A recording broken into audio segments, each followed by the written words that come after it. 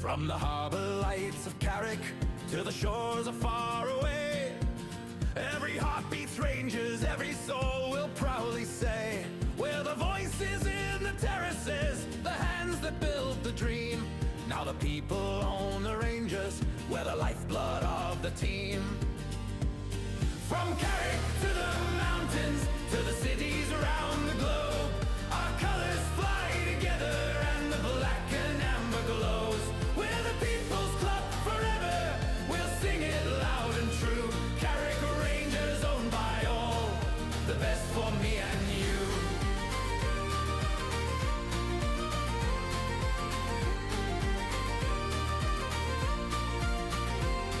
From Belfast to New York, from Sydney to the Clyde, every fan's a family member standing shoulders side by side. No rich man owns our spirit, no king can buy our pride. We're 1,000 hearts united and the world's our stadium wide. From Carrick to the mountains, to the cities around the globe, our colours fly together and the black and amber glows. We're the people's club. Hello. Good evening, everybody from all around the world, from Australia all the way to Alaska. Welcome, everybody. Welcome, Andy. Welcome, Becker. Becker is fine. Or do you want me to? Yes. Becker's No, fine? Becker's great. I've been called way worse. Let's do that. Okay, sounds good. So what a week we had in sports, not just in soccer, in sport as well. I wanted to do a quick mention about the Super Bowl. Have you guys watched the Super Bowl or anything related to Super Bowl?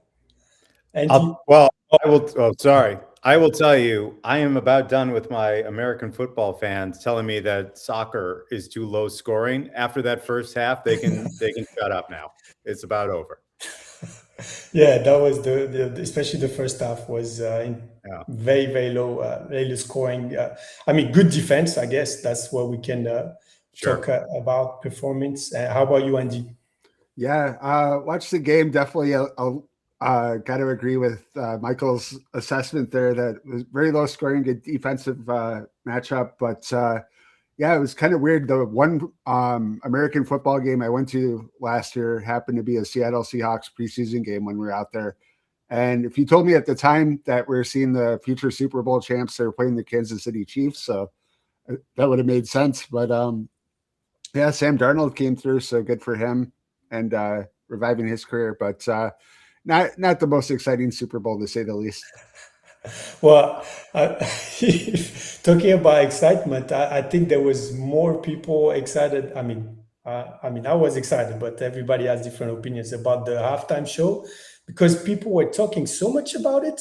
I think it pushed people to even, watch it. Because usually I don't really care, and I'm sure a lot of people that don't really watch the sports or don't really care, but the fact that so many people are starting talking about it, the halftime show, and the numbers were actually crazy. It's the most watched halftime show in a Super Bowl.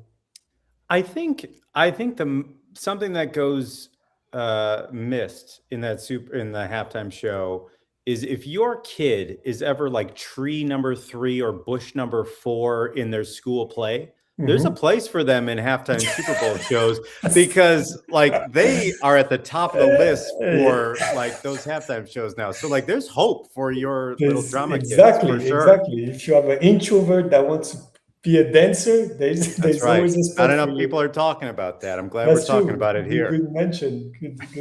Yeah, there was a lot of props, a lot of different stages, decor scenes. I liked it. I mean, like I said, everybody's different, but I felt like it was cool. Even though my Spanish is a bit rusty, it was nice. And in terms of going back to the viewership, I think the total worldwide was a little bit under the 200 million viewership. And the fact that I mentioned that is because I always like to check all the numbers. For example, one of the games that was happening the same day, Liverpool against Manchester City. Can you guys give me a guess of the viewership, the numbers? See if you can guess.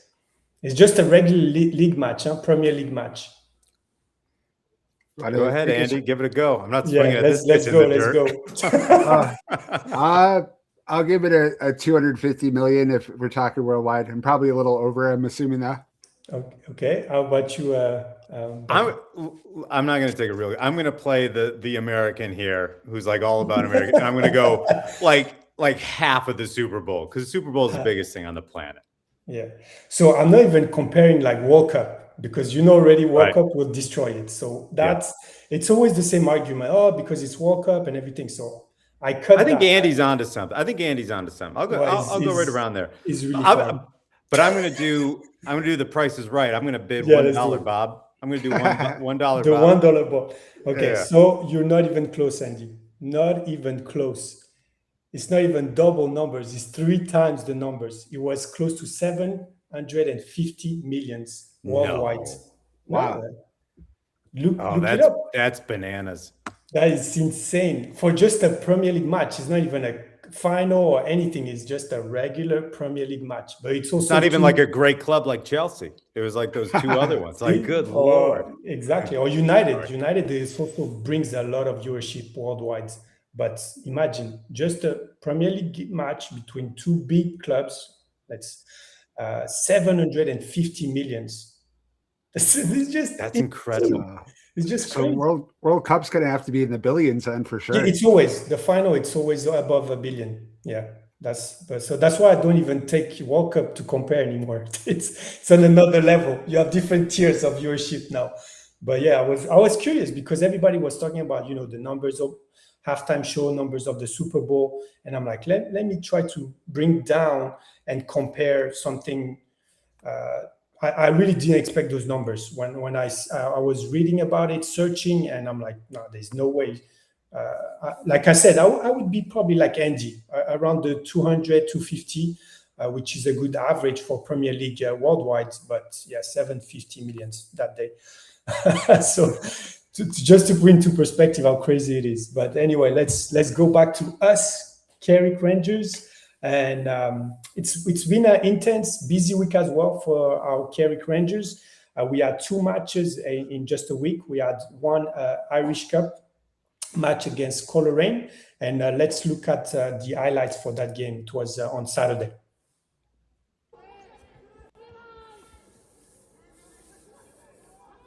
So it was at home at Taylor's Avenue. And we knew Coleraine would be coming hard, like very, very, very good team, very tough to play.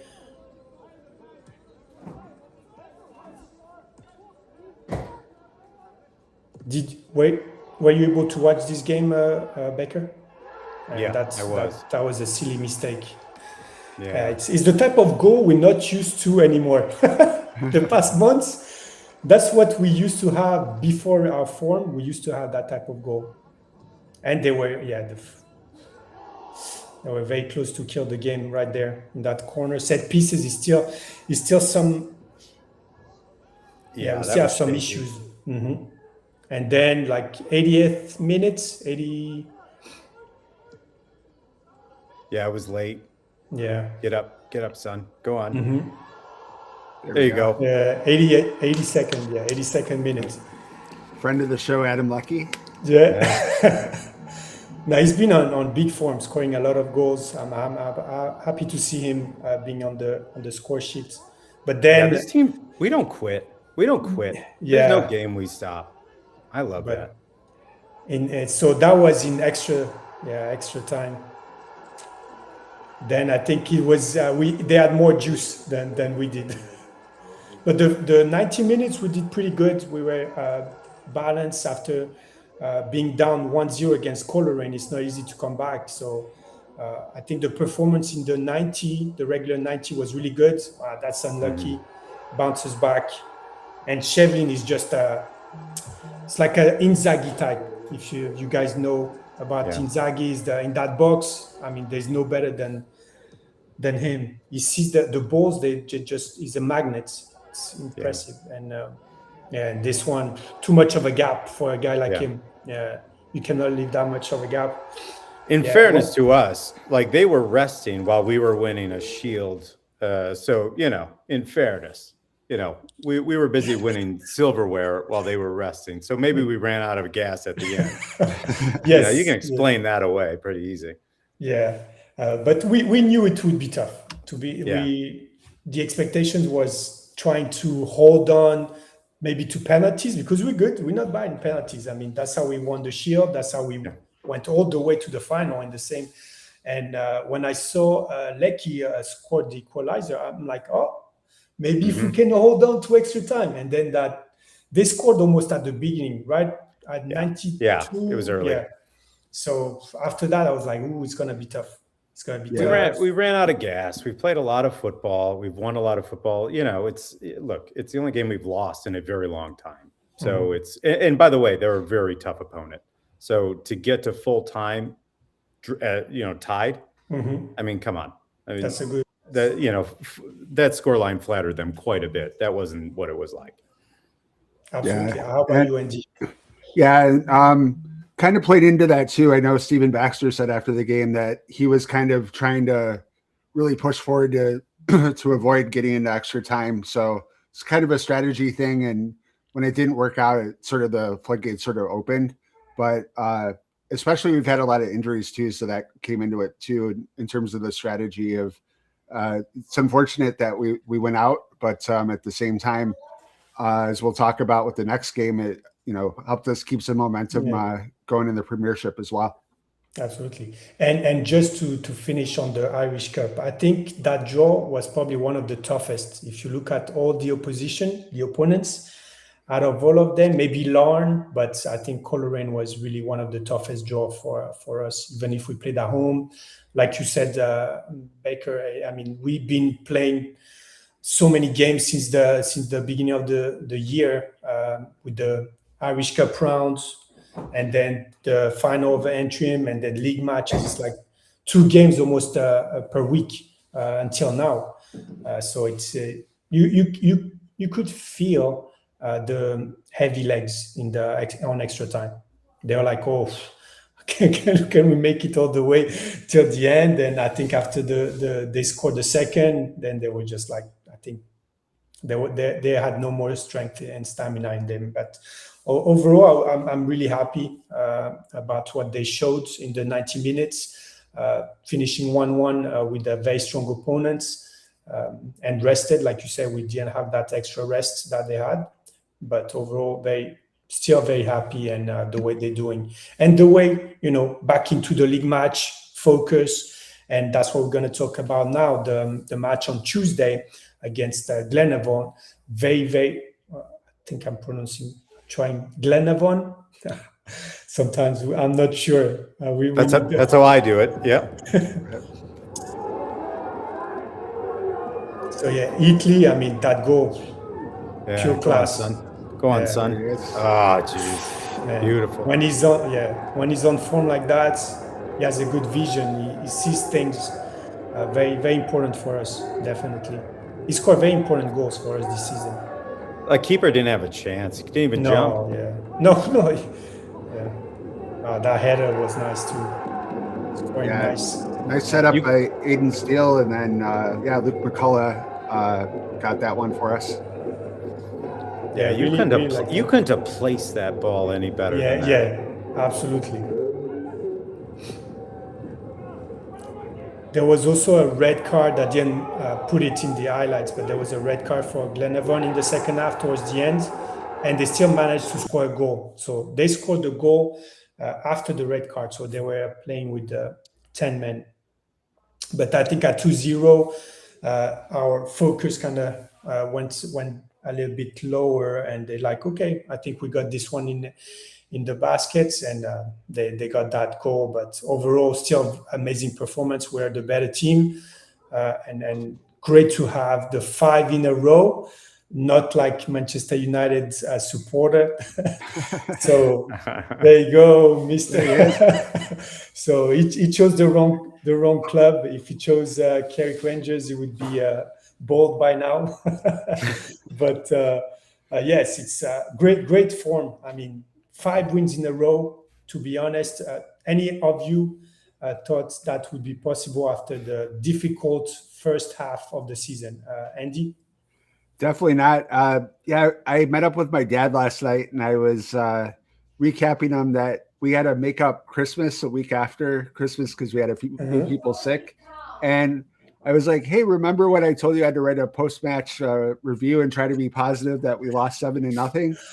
Like we haven't lost since then. We drew, and we've been winning everything since. So tremendous turnaround by the team. And I know they've gotten some new team members in, especially Mikey Place has been really helpful, but largely it's been a lot of the veterans that have kept the team motivated and moving forward, and credit to them and Stephen Baxter for getting things on track. Yeah, I was going to say credit to Stephen Baxter too. I mean, because when you bring in a few new boys into the side, that can go a couple different ways. It doesn't always go well. Just adding talent isn't enough. So to be able to take a tough situation after losing by a touchdown, right, to bring it back to the Super Bowl, and then bringing in the new boys, and not just winning, but if you go back and look at these score lines, they're gaudy. Like they're gaudy score lines. And so like he's pulling all the strings in the right way. And so, yeah, I'm with you. When we were talking, I know we'll talk a little bit at the end about the summit, but when we were out there a couple of visits ago, we were talking like, I hope we're not all out there in the summit fighting for relegation and to stay, or to stay up. And now we're talking about finishing in the top half and doing all. It's incredible, the momentum. It is. And just to give a perspective for the viewers, in the last 8 games, we won 6 games, drew 1, and lost 1 in total, combining cups and league matches. If it's just league, obviously it's the 5 in a row, but it's still impressive form. Out of 8 games, just losing 1 against Coleraine, which is not any type of opponent. It's one fighting for the title right now in the league against Larne. So it tells you how good we've been. And like you said, Mikey Place was a good addition, but also the ones that have been there. Italy really playing good. Lecky finally scoring goals. Gibson also. All of them, they really, like, there's something that happened after that big loss, that 7-0. I don't know what was the discussion in the locker room, but I felt like they were connecting better. And also our chances where we finally scored all our chances. Because we had the matches, I remember against Glenavon, that game that we lost, we had nice chances. We should have won that game. I know if you guys remember. It was tough because we had so many chances, but nothing on frame. I'm like, guys, come on, let's can we? And now, out of like 10 chances, we score like 5. In the past 10 chances, we might score 1. So I think that's also a difference. They're getting momentum. They believe in themselves, I think, a bit more, especially the winning the Antrim Shield. That's why we have you here to talk about it. And so finally a title. It was 33 years since the last senior title we won. So can you had the chance to be there. So talk to us through that amazing experience, the emotions, because we were losing and then we tied. So go ahead. The floor is yours. Well, look, listen, I was there. There were a few, there was a few other American investors there. And I don't know that it's fair to take all the credit for us winning the Shield, but I will say, like, before we got there, they hadn't won in 33 years. Like, and we showed up. So, like, it didn't look all that hard. I don't know why it took so long for us to win a Shield. If I'm honest with you, like, we're 1 for 1. That's all I know. No, but anyway, I can't even begin to tell you. Like, we don't have enough time in the podcast to tell you how amazing that was. And like before we go into the actual experience, like something that has made becoming a part of the club and investing in the club so great is the local, like the staff and the local supporters. There's a couple ways you could view Americans coming in and all of a sudden caring a lot about your club. Like, you could reject it. You could be apathetic. It's the opposite. Like, they couldn't have been more welcoming in their night. Like, we're in the club now, But let's be honest, we're not local. We haven't been doing this for 30 some years waiting for a shield. And there was no delineation from their perspective on us and them. It was just one big thing. And so like, that's something that I will forever remember, is like, there was no difference. And so, yeah, in speaking to the game, I mean, you know, I've been to a couple of fixtures at, you know, at home, and, you know, the stands are not packed, right? It's the people who are there are pretty fired up, but it's not packed. To go to Seaview and see, it was slammed. It was slammed a half hour before the game, and there was chants going on. The place was electric for this final, which was incredible to see. And so we're all packed in there. The weather's just crap, and nobody cared. Maybe, well, it was crap to me, but maybe it's just normal, you know, Tuesday night or whatever it was. Yeah, whatever. I'm a bit of a wuss, but we're just out there. We're going nuts. And yeah, when we go down, we went down pretty early. We went down very early, like 3 minutes, 4 minutes. Yes. I don't know what it was. And like the air just got sucked out of like our part of the stadium. And I don't know if anybody else heard this, because we had just played Cliftonville earlier in the league, right? And there was some 12-year-old kid on the audio with this megaphone chanting the whole time. Somebody back me up, chat in and tell me I'm not the only one that noticed this like annoying pain in the rear end. But like, I was sitting in Wisconsin, and I'm going, this kid's driving me nuts. And I put it in the chat. And Michael actually jumped in. He's like, you're probably going to see him again when you come out here next week. And I'm like, oh, how weird it was for me to be sitting in Wisconsin going, there's this 12-year-old annoying me on this audio, and I'm going to see him. And I did. He was over there with his megaphone, and they scored the early goal. And I'm sitting, I just flew across the world to have this 12-year-old yelling in a megaphone at me at my low point. Anyway. So, but look, the fans are just like this team where nobody gave up. Like, we were still in it, everybody, you know, and then we made that equalizer. I don't think, I've been rambling, so I'm going to shut up in a second, but like, I don't think I've ever been like, let's be clear. Like, I teared up when we scored that equalizer, and I did more than that when we won. And so, like, when we put that goal in and we tied it, we lost our minds, all of us. Like, all of us that were in the section lost our minds. And then, obviously, the shootout was epic. Like, it was just, you know, it was epic. And so, I don't care that I didn't grow up in Carrickfergus. I don't care that I've been following them for a couple of years. I don't care. I don't know what the cantos are of fandom that you qualify for. All I know is, like, you couldn't have separated me from anybody. I was so fired up. That was one of the most magical things I got to be a part of. Amazing. Andy, what are your questions? Yeah. So, how is it, I guess, in comparison to Carrickfergus, how far away was the game for here? I think it was in Belfast. Yeah. So you mean between Belfast and Carrickfergus? Correct. Yeah. Yeah, it's just about trying to get a lay of the land. 20. Yeah. So Carrickfergus is about 25 minute drive north of Belfast on the water.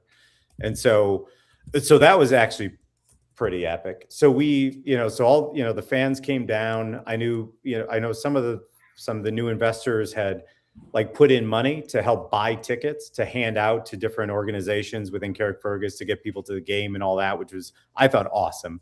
And so we had a ton of people there.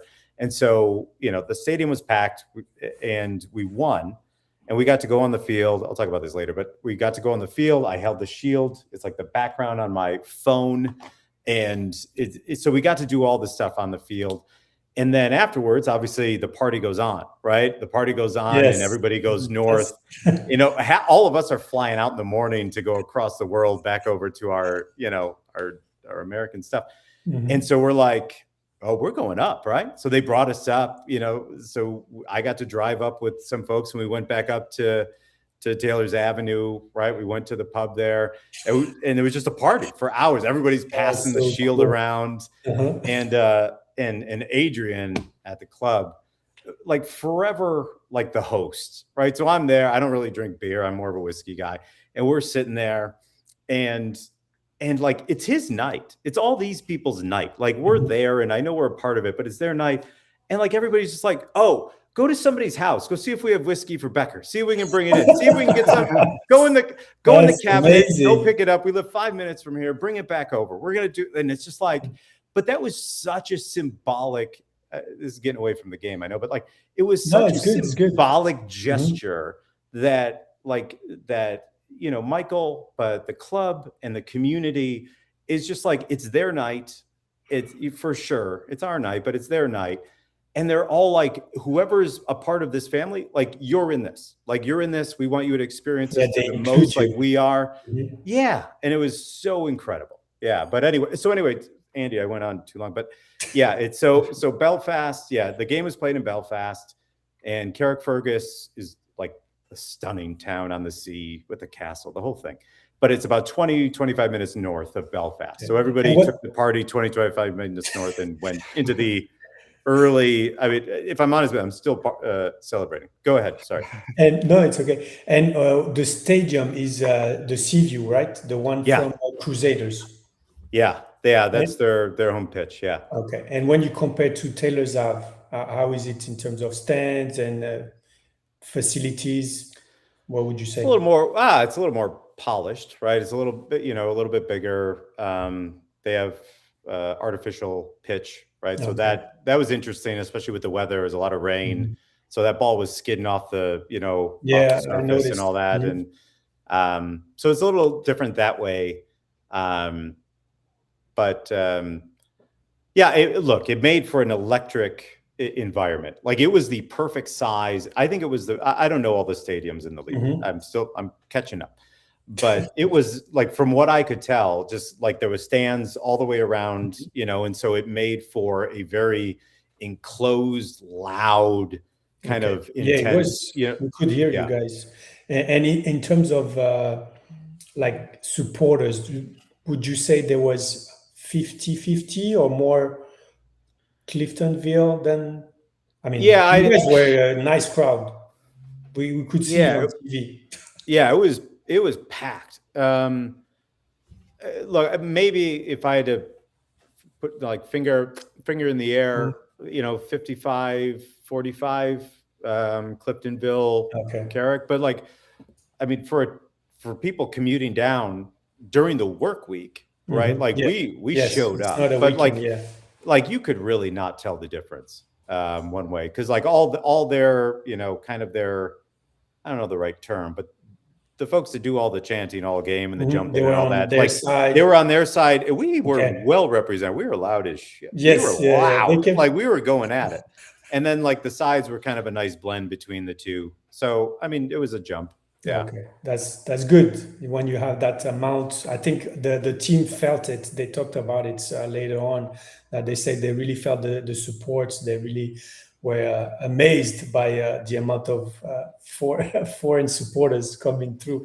And there was even a mention on the newspaper and everything, like a group of Americans coming to the final on a Tuesday evening. I mean, just that mention is amazing too. Yeah, and something cool that we got to do. So we went to the U20 game the night before. So we were at Taylor's Avenue. Sorry, I don't know if they say Ave, but anyway, Taylor's Avenue. And so they had asked if a couple of us wanted to go on the radio in the morning. And so on like BBC Belfast to go and talk about the game that night, and kind of promote it. And so, a few of us went on there, and so, it was a weird moment. I think I was wearing this shirt. I wear the same stuff all the time. But we went on there, and there was a moment in time where I'm sitting on like the morning drive radio on BBC Belfast. I'm a guy from Stevens Point, Wisconsin, and I'm going on about this game, and I'm sitting there like, what's happening? Like, how cool is this? This is like, what's happening right now? We went on there, and we got to talk about it. Yeah. And they talked a lot about that. And it was so interesting. I forgot the show's name and the people, but they were great. And they were like, and they're trying to wrap their head around this. So they're like, so did you have a connection with Carrickfergus before? I'm like, no idea. Zero. And they're just like, why would you invest in them? And like, first of all, I'm like, like there's not like this laundry list of teams that are looking for Michael Becker and anybody to get involved with. Like it's Exactly. a small list. But, and then, we talked all about like the environment and the culture that Michael's created and the local, like everything that we talk a lot about. And they were just blown away in a good way, because we stayed and we talked to them for an hour after we went off the air. And they were just blown away by what we're doing. And, but that was, so anyway, that was pretty neat. But yeah, we got a lot of pub for kind of our structure and what we're doing and the Americans there.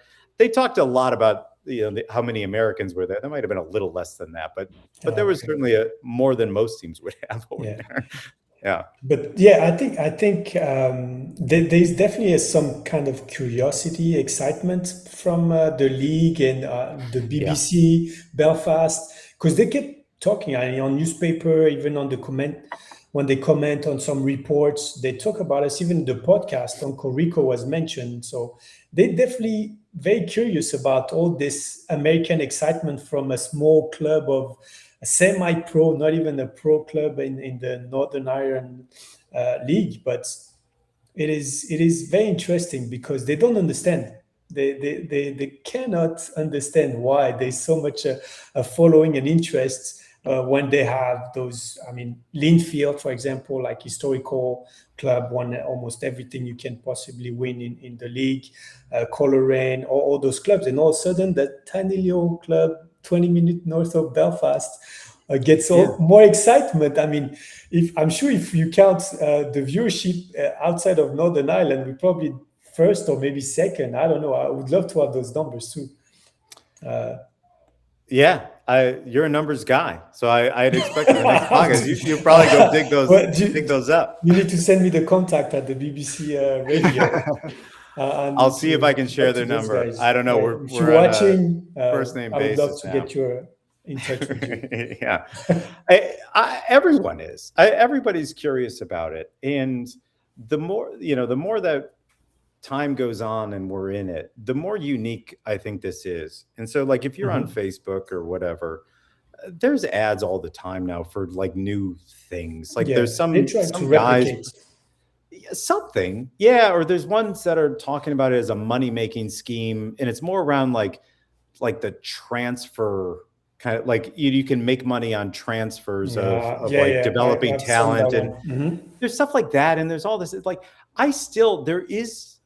there isn't something like this, and it's all about the culture. Like it's all about the WhatsApp. I don't even use WhatsApp except for Carrick stuff. Like I just don't. Like you have our owner like putting out stuff like here's the next thing and engaging, and then you have all this community of people. I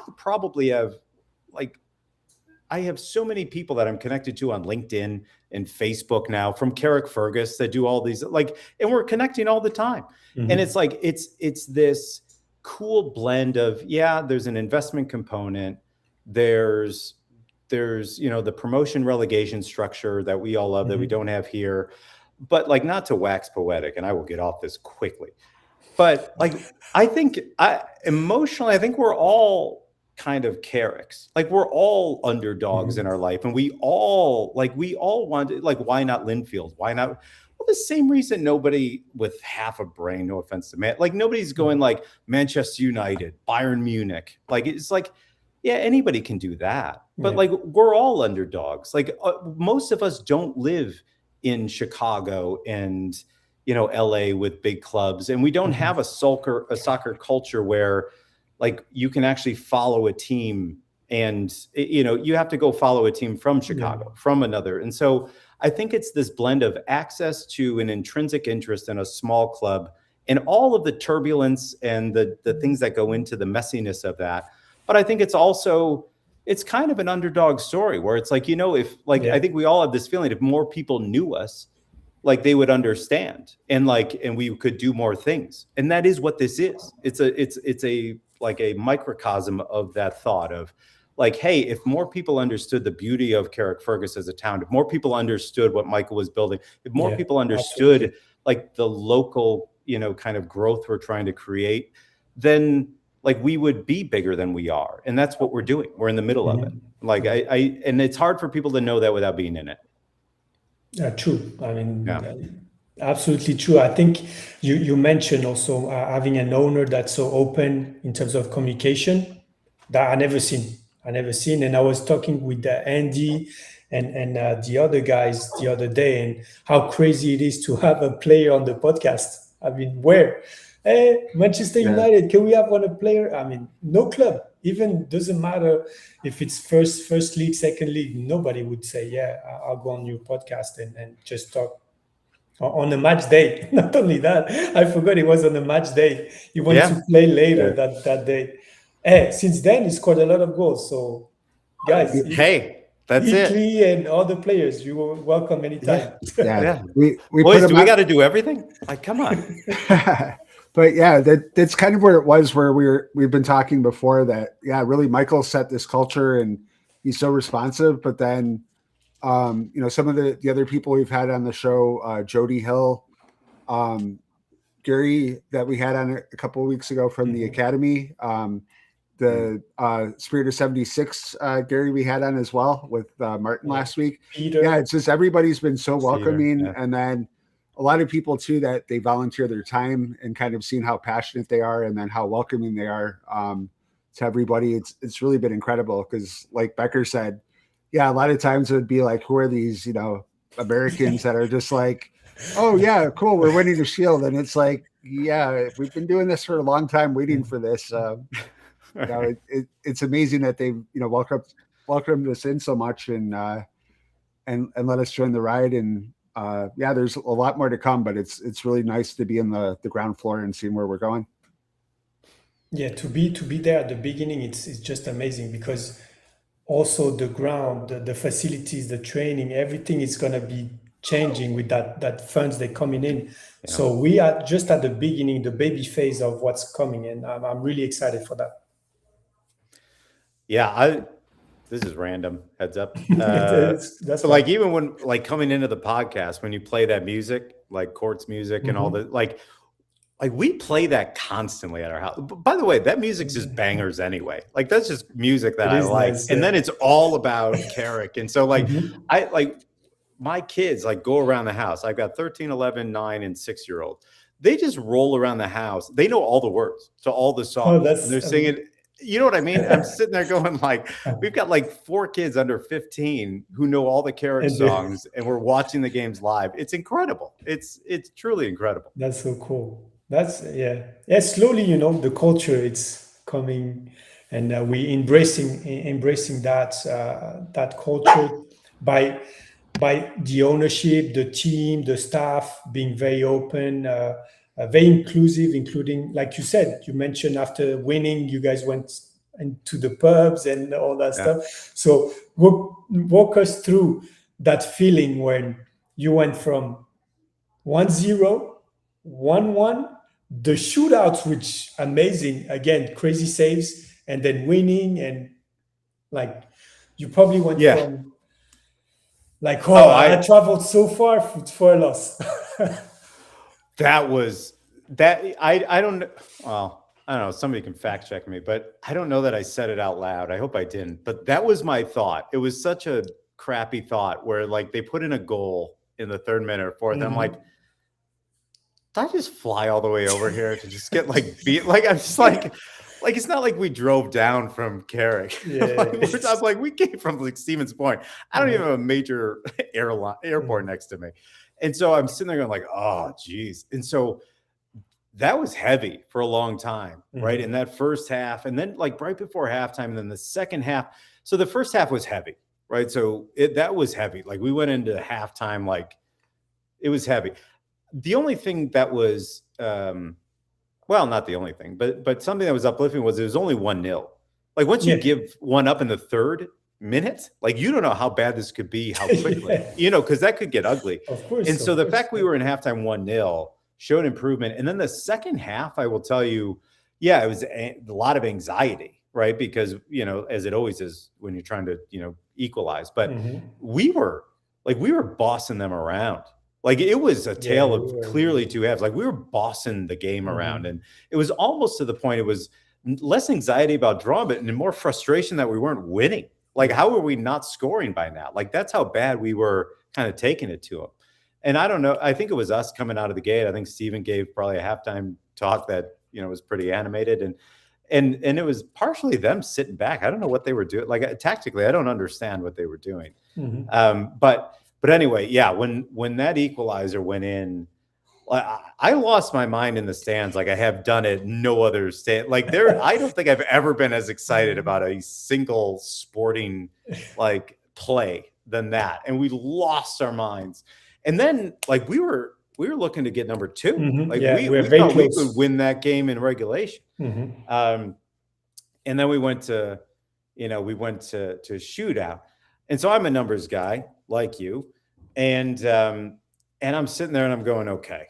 On one hand, like, you kind of dance with the one that brought you. Like, we've been winning these shootouts, so like I should feel good about it. But then on the other hand, I'm going, the odds of winning all these shootouts, like, I don't know. And so I'm just torn. I'm just a nerdy math guy sitting there not knowing how to feel in the rain. And so, yeah. So when they missed their first one that they missed, like, that was the first time, like, I turned to Chris, my guy next to me. Shout out to Chris. Hope you're watching. Like, I turned to my guy next to me, and we were losing our mind. And like, that was the first time where I felt like, even when we had the equalizer, I like that first miss. I'm like, oh, we could be here. Yeah, we could be here. Like, we were talking about this during the day. Like, the way they talk about 67, right? The way they talk about the Irish Cup and that day when it happened, and in 82, that game, like, we could be like, in 20, 30 years from now, assuming I eat well and we exercise and all that, like, in 30 years from now, like, we can look back and go, remember in 26 when we won the shoot? Like, we were there. We were in the stadium. And that was the first time when they missed that first one where we're like, oh, we could do it. Like, we could be like, this is make history again. We can make history. And so we did our part, again, 1 for 1. Yes. And so we were there. And so what really felt good, it was when we made that save, like when we went up 2, and it wasn't them missing. It was us, like, putting the goals in and then making a stop, right? Making a save. And, but yeah, when he buried that last one, he went over to our crowd and just lost their mind. Like, just pandemonium. Like, I think I half blacked out. And I will tell you, like, there were tears. Like, that's what I mean. Like, when I go back to, and maybe I'm just emotionally unstable, I don't know, but like, I don't know what qualifies you to be a real fan. Like, I don't know what qualifies people to be in a different country and root. Like, I don't, again, know the levels that you qualify for. If I've learned anything, like, F those levels. They don't count. Like, I'm aware that I'm not from there, but like, my emotion was real. Like, we were invested all the way. And so, and I actually, in fairness to, not fairness, but in recognition of a lot of the American supporters, like, I think what makes us acceptable into their culture, into the small town, is like, there is an authentic interest. We're not just their party. Like, we weren't there on a field trip. Like, we weren't there to, like, watch them on the other side of the glass and say, hey, we saw a good show. You know what I mean? Like, I have become, through the chat and through all the stuff, we've become really integrated. And I think when there's authentic love for what they love, even though they've been doing it longer and closer to it, I don't think there's a difference once you get down to it. And I think that manifested itself when we were there, which was kind of awesome. Andy? Yeah. Now that you've been over a couple times, are you kind of getting to know a lot of the local supporters a little more and kind of getting a little more connection? Because I appreciate you mentioning too that campaign that some of the international supporters did to garner tickets. So I know that's something that we've really been looking to understand more, how to connect with the community, and seems like that's going really well right now.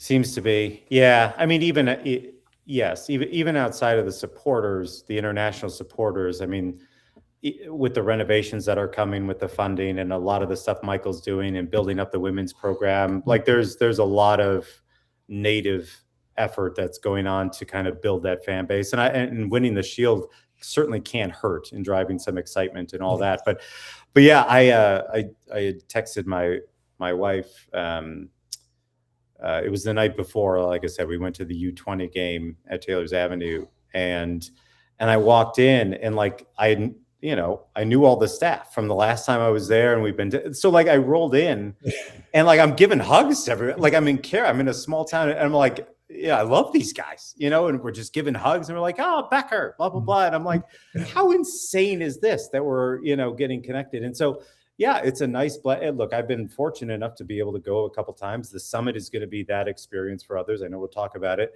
And so it's this blend of, by the way, like the investment that they've made in the new cameras and the commentary. Yeah, that's like amazing. I've learned more about our players because of the commentary and all that. And so when you blend like the online, Facebook and WhatsApp and the access to the owners, or to Michael and the club, you combine that with access to live coverage and and commentary, combine that with the ability to go over and have an accepting fan, like that combination of all those modalities of engagement, like it does create like I don't know if they consider me a friend, but they're like my friends now. Like when I go over, like I'm just thrilled to see them. And yeah, so they know who you are. So yeah, I don't know, for better or worse. Yeah, they do. And that's what I'm really excited for those who haven't been over. If the summit is the first one, or even if they miss the summit and they go to the next thing, it's worth the trip, because it all kind of comes together in person, and my first boss in my career would say, you can't email a handshake. And there's something to it. Like when you go there, it kind of all comes together. So yeah, Andy, yeah, it's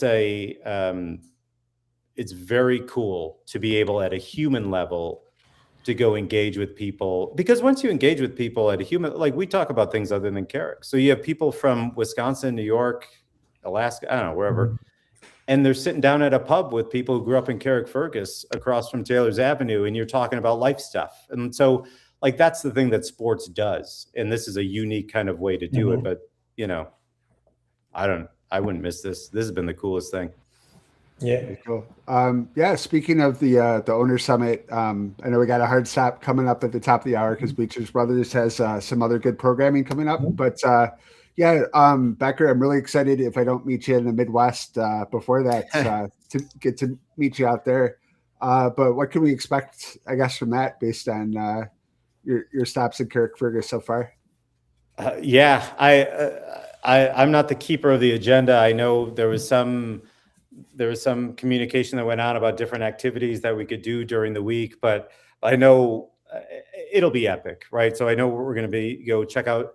If you haven't been there, right, there's this like it's like out of a football storybook, right? They've got in Carrickfergus this beautiful castle that the backdrop is the sea, and like if you look the other way, like Taylor's Avenue is just a couple blocks. It's not far away, and it's all right here. And so, it's an incredible hotel that we're staying at in Belfast. And by the way, like I said on the last time I was on, like Belfast is one of my favorite cities. It's such a cool city. Like the people are amazing. The pubs are awesome. There's cool restaurants. Like it's a cool town.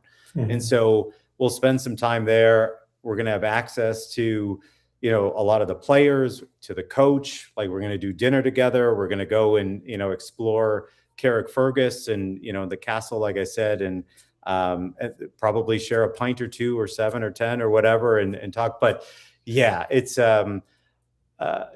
look, I was there with a handful of Americans, and, the couple of times that I went, to be there with over 100 some is like, I can't fathom how cool that's going to be. But Michael's put a lot of, and everybody has put a lot of thought into the kind of what's included and what the experience is. And so I think it's going to be a good blend of like camaraderie of investors together, exploration of the town and the local area, and then just a ton of football talk and access to the plans of the club going forward, right, to kind of galvanize people into what's going to be. And then I think it's going to be a pretty pivotal fixture that we're seeing. Like, I think that's going to, hopefully that's going to be a very meaningful game in a positive way for us. Yeah, it's the last one before the split. Yeah, that's right. So, yeah, it's very important. And would you say it's like a life-changing event, the Owner Summit? I mean, you've been there, so it's it's probably not for you, but for somebody that never went there and this is going to be their first time there, is it something that when relating to the first time you went there, it was something like eye-opening, like, wow, this is really very open kind of club. They share a lot. They're very inclusive compared to like those big clubs. Yeah, first of all, any event can be life-changing. So I could be life-changing for me again going over there. You never know. You know, so you know, you never know. But yeah, I think so. You know, it's I think it all depends on how invested and how engaged you've been in the club up until the summit, right? And so I think if you just invested recently or you just are getting into it, which is great, by the way, which is like, that's amazing. Yeah. But you don't know anything about the club yet and you're just getting started, I think it will be an amazing time. It will be one of the coolest trips you've taken, just given, to your point, the access to the club and seeing all, you know, it's just a fun time. There'll be fun pubs, cool game, fun group of people. So it'll be fun. If you like watch the games at all, or you've read up on the history of, you know, the club, or you've, you know, investigated the history of Belfast as a city, if you've actually put in any type of, you know, effort into learning about the club and all that, it will be life-changing. Yes, it will be life-changing to go there in person. I always think back to, I think it was Good Will Hunting, Robin Williams. He's sitting at the pond with Matt Damon, and he's going, I'm not going to recite the whole thing, but essentially what he is saying is, like, you can read up on any topic. You can be an expert about everything, and you can read all the books. But I think the line was, you couldn't tell me what it smelled like in the Sistine Chapel when you walk in, even though you know all the colors Michelangelo used and all that. And so that's what it is. And so, like, if you have a love for the club or an interest in the club or a curiosity, then yeah, it's going to be one of those experiences where it's like everything that went from screen or on paper became like part of reality. I think it's life-changing, 100%. Yeah, I think so. I think everybody that's going to be there for their first time, they're very lucky. I wish I was one of them. But I have a feeling it's going to be really nice. And hopefully we can have more of those, maybe not owner summit, but more those gatherings, more, you know, owners being there at the same time, besides just one, you know, one at a time. I think that will even create more connection and more inclusivity in the community and feel, you know, that you belong with the club.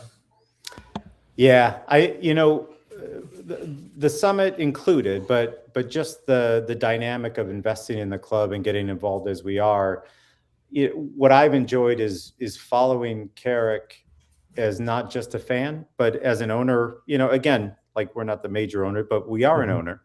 And it allows me to view Carrick like more longitudinally, as opposed to like game by game and, you know, kind of this short term.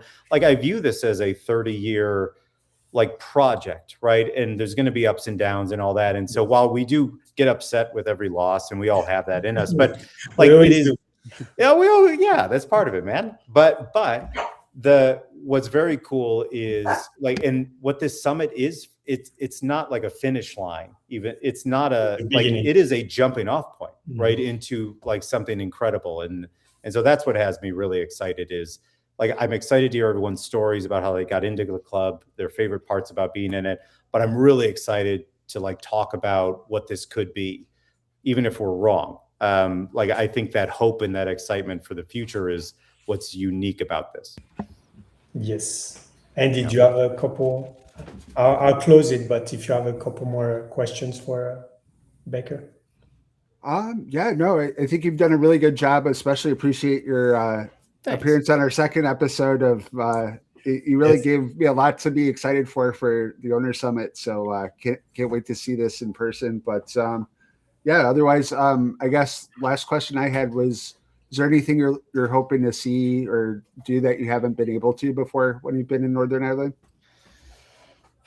Well, anytime there's no snow, I always hope to golf, even though the weather isn't ideal. But other than that, no, this is where, you know, I'm not going to punt on this potentially being life-changing for me, even though I've been over there a couple of times, is I've never been to a game at Taylor's Avenue with over 100 Americans who are as emotionally into this, as odd as it seems to the rest of the world, seemingly. I'm going to feel like I'm in the majority now. Like we are going to make up. I don't know if technically it's true, but like I am going to be surrounded for days, like not just a game, like for days with people who have this obsession with this club in the way that I do. And so it's less about what pub do we go to and all that stuff. It's more who's going to be there. Yeah. Well, and leading to that, I mean, that's the last, like I said, the last game before the split. So it's March 20th against Linfield at home. There are 6 games left. 6 games left. Very tough opponents. Out of the 6, 4 are very, very tough opponents, and 2 are below us. The next match is actually a very, very tough one against Coleraine. And I did some calculations. We already out of the 12th spot. So even if we lose all our games and they win all of theirs, the least we can do is 11th. So that's, I guess, the good thing about those last games, because it's going to be tough.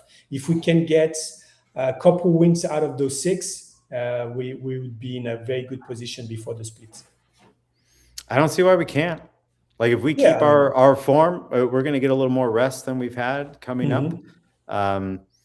Yeah, and by the way, most Americans don't understand like the split. Like that's a new one, you know, that's a new one in and of itself. Yeah, so the split, they split in 2 parts. So the first top 6 they play between themselves, and the bottom 6 play between themselves as well. There's a bit more rules into that, but we don't have that much time. But yeah, if we can finish in the top 6, we have a higher chance of qualifying for a European competition.